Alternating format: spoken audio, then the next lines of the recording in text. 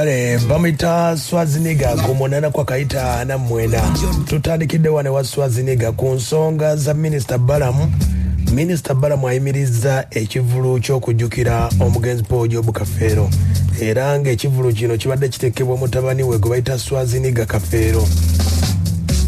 Bino nno we bijjidde ng'ensonga za famire eno zikyakutte wansi ne waggulu olw'ensonga DNA yasooka okulabika yalaga nti abaana abamu yabasuula ebbali kati mu mbeera eno beekubira omulanga ne bagezaako okutuuka mu bantu ab'enjawulo badde bakyalemeddwa.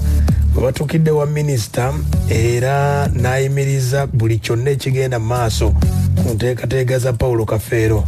Okujjukira Paulo Kafeero enteekateeka 17 Ogwokutaano ennaku ziweddeyo kati omukulu Balamu ekivulu yakiyimiriza n'enteekateeka zonna ezibadde zikolebwa. Omukulu Schwarzenegger naye ayogedde abafamire omukulu Minisita Balamu ku nsonga y'okuyimiriza byonna biri bitya. So nyimiriza abategeka fundraising za Paulo Kafeero okuyamba Paulo Kafeero zonna ziyimirire.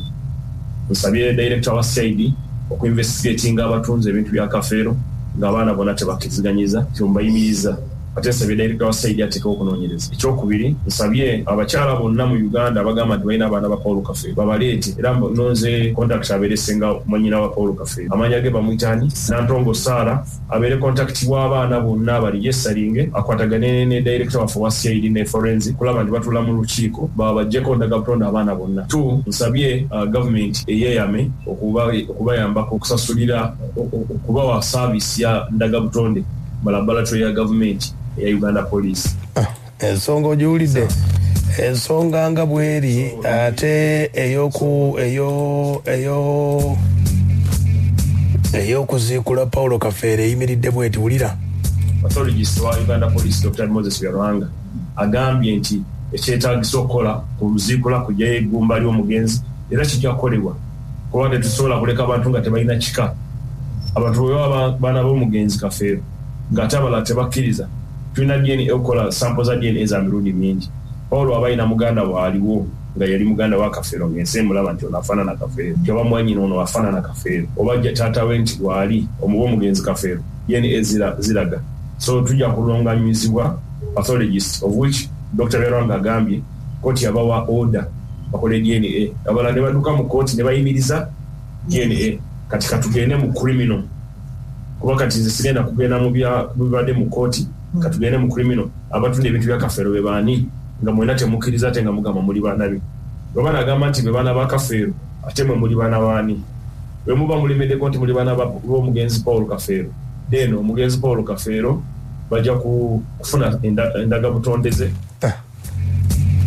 Ensonga bweyimiridde bwetyo Minisita Balamu agamba nti ayimiriza n'okutunda byonna bye badde batunda sample okuva ku mubiri gwe kati baba taliwo tebasobola mujjako swab oba musaayi kati balina okukola kufuna akagumba ke. So kooti already yali yakola order tujja kufuna kooti order endala bagende bamuzikule tuddemu tumuziike mu kitiibwa kye bamuzike bulungi tukimalewo ekyo ekizibu ekimaze emyaka n'emyaka nga mukayanira ebitaliimu. N'ekirala njagala abaana muyiga okukola n'abo abavubuka abatunda ebintu by'abagenzi emulowooza nti osobola ogaggawala nti kubanga otunze mwandibadde mulekeraawo muyiga okwekozesa okukola ebyammwe mukole emaali yammwe muleke okuwanira. Ensonga bwe ziri bwe zityo ku mbeera nga bwe yali abaana ba Kafeero abaaliwo bayogera bwe bati wulira. Abaana abo bajja buli omu wagenda ng'okulaba nga omukyala zinagamba ti in fact mu kufanze kwe nalabira n'abakyala abasinga kubanga nze abakyala be nali mmanyi ko omukyala oyo azaala oyo Swazi Thomas Kafeero n'azaala abo n'azaala ono kati ono nali namulaba ku olwo mama wa bano nali namulaba ku olwo Paulo lwakola ki lwe tumuziika abaana abasinga ne bamama baabwe nabalaba ku olwo Paulo lwakola ki lwe bamuziika. Kakati mu bbanga lye twagera nti tugenda ku musaayi teyakola ki nti twagera nagenda okulaba bannange betwali nabo abo bagamba nti bakuza bamandeevu tebayisaawo nnaku. Ensonga bwe ziri oyo yesenga Nantongo gwe bakwasiza ensonga zonna era Schwarzenegger agamba nti ono yasinze okwekiika ekivulu kye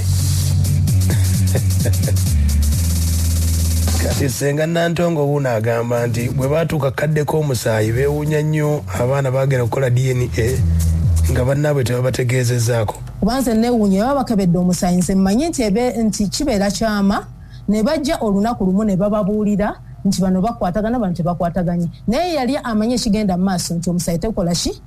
Tegukwatagana.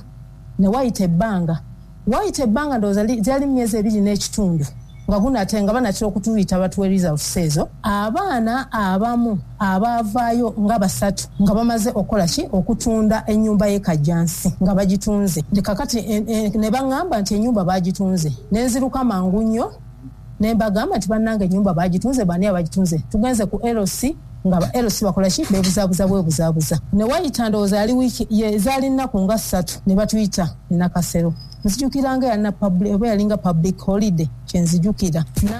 Kale yesenga Nantongo abaana bagobye bisirikirwa mu bintu bya kafeero kubanga bagamba nti abadde muziko nnyo okutunda ebintu bya kafeero. Ntwala olukusa luno okutegeeza maama bisirikirwa kitaffe yakuyimbako naye yakuyimbako yafa ate tewamuzaalamu. Adde nsaba obe mu bintu bya muzeeyi tukuwa ekitiibwa naye tukusaba obe mu bintu bya muzeeyi kuba olina gye wazaala tusaba obeera eyo gye wazaala olabirira abaana bo va ku famire yaffe lekerawo twawulamu ng'abantu. Then nkubi omulanga eri omuyimbi akulira abayimbi Eddie Kenzo mutuyambeko muzina ensonga mukulu Misaki tuyambeko tutebenkeze famire yaffe. Emyaka girimu 18 ng'abaana bakyali mu nsonga za DNA okuva Kafeero yafa entalo ezatandikira ulira gwe. So leero tumaze emyaka gibadde mu 18 nga tutambulira ensonga zino olw'okuba nti babadde baatuboola abaatubuzaabuza olw'okuba ffe twali bato ne bezza ebintu era tulabikiddeko mu ofiisi ya Minisita Balamu nga tuzze funa bwenkanya era Katonda amutuwangaalize kuba tufunye tetubadde twagala tugenda kukola DNA ku taata waffe era baganda bange mwenna gye muli ng'oli mutabani wa Kafeero nga yakuzaala mujje tukole DNA ne bamaama mwenna ng'olina omwana wa taata jangu tukole DNA tufune obwenkanya mwenna abadde beekweka mujje betwogerako omukulu waffe Simon Peter Swazi ne Nagawa wamu ne Dube ebazze batunda ebintu bino. Then ensonga y'ekivvulu bazze bakola ekivvulu enkoko njeru mu linnya lya taata nti batuyamba baddaabiriza n'amaka ga muzeeyi n'endowooza mwagala bye nti gakola ki gabula nakugwa geeyawuddemu. So tukirabye nga ekivvulu kino tetukifunamu ne muzeeyi ensonga bwe ziri bwe ziti omutegesi ono Swaziniga Kafeero ku kivvulu kye bayimiriza wulira bwagamba. Nina enkizo emujjukira ekyo ekivvulu nsaba ntereze honorable si fundraising nze ekivvulu ekyo naye omanyi expense ya show abo abayimbi bambi bemulaba bajja buzze okunkwatako oluusi n'okwatayo amafuta waliwo n'abajjira obwereere sijja kwagala kwatuukiriza manyi ye najja n'atindiga olugendo okuva e Kampala naye sengaawo waali mulamu kati nze kyensaba senga Nantongo muzeeyi waffe yali yakava mu bulamu bw'enseno 27 senga wange Nantongo kuba namulabe yakoona ennyo ku kivvulu ne maama wange waawo nsambya bamuyita Nakyanzi Imelda ne maama waffe omulala maama wabo bamaaka bennyini ayogoola byayogera batwala ebyuma byaffe byonna 7 years muzeeyi Kafeero yalina emmotoka y'ebyuma ennene eva kuno ne kuli ekuba ebisaawo. That was the business we had at home. Ne babitwala ne batandika okukola show mutala ku mutala bwe bamala okukola ebyo ebyuma ne babibuza nawo oyo muzeeyi mugera wuyo yabibawambako nga nanganga abibatumye. Kakati ffe tukuze muzeeyi yafa nina emyaka 14 nange ntandise okwetetenkanya ate obusente obuvaawo bwe mmala okugjako expense kyekijja kyolaba nzimba okitegeera nti nfisa akatono nezijamba bakyali bange ttiimu yonna bakisakaasa. Kitegedde Kafeero yagamba nti musaayi gwange nsaba twogere Swaziniga akyayogera. Nze kati kankuwulire nze kennyini omwana oyo namuleeterako abasirikale bamujje wakaawo nze ate akubye nze ndeeta poliisi omwana omanyi nti yali atadde abadde ebimu bikwasa n'ennaku binyumya essaba ewaka abaana abo abamu mubabuuze ku mirimu gye bakola tomya amatuwa operator ye nga basawulira waka manju eri nze nabagobayo nendeeta poliisi okuva enkoko njeru reference njirina ewa kakati nze kuolwo lwendeeta poliisi ate nawulidde agamba simanya namuko nkimanyi nti okukuba omuntu kusibya nze sirwana I'm telling you okitegeera kakati ebintu by'ekivvulu njagenda nnyonyole honorable I have the inventory from court nina letters of administration wemba siina nkize ejjukira kitange buyinza naabwe.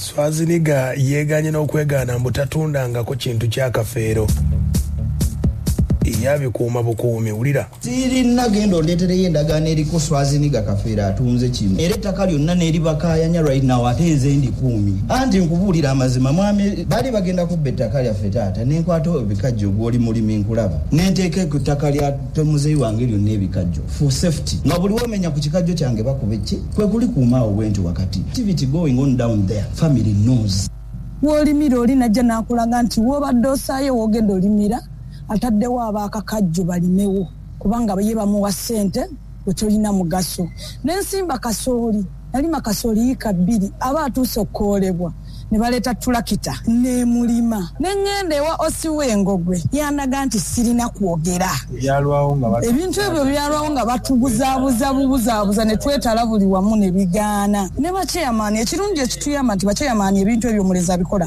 bagaana osayininga kati ettaka lya kitaffe essaawa zino liri mu bupoloti baasalako eno waggulu ziri yiika 2 zitali nnime eziraga ekibira bw'otuuka awali ekijja ogamba nti n'emmanga kibira naye bw'otuuka emmanga waliyo obupolotipoloti